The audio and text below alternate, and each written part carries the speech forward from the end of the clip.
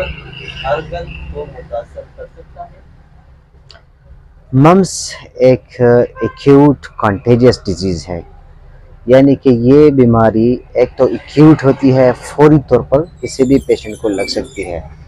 दूसरी बात यह है कि ये एक पेशेंट से दूसरे बंदे को ट्रांसफ़र भी हो सकती है, मतलब कम्युनिकेबल भी है।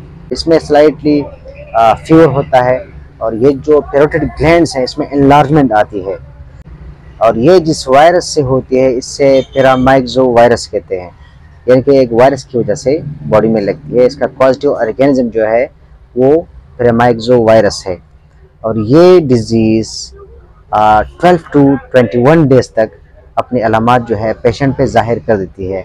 अगर आप बात करें कि इंक्यूबेशन पीरियड, तो इसका इंक्यूबेशन पीरियड क्या है? 12 टू 21 डेज।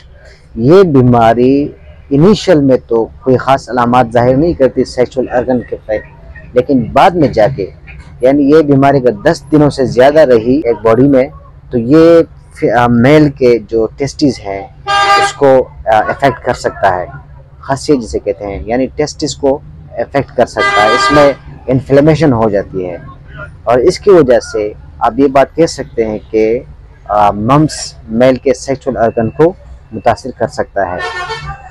अगर ऐसी सूरत हाल पेश आ जाए तो आप प्रेडनिसोलोन टैबलेट यूज़ कर सकते हैं, ये इसमें काफ़ी इफेक्टिव है। अगर किसी को टेस्टिस में इन्फ्लेमेशन हो जाए due to enlargement of parotid glands, यानी ड्यू टू मम्स, तो प्रेडनिसोलोन इसमें बहुत अच्छा रिजल्ट देता है।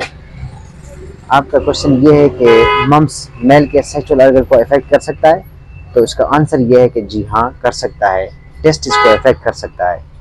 I hope you got it.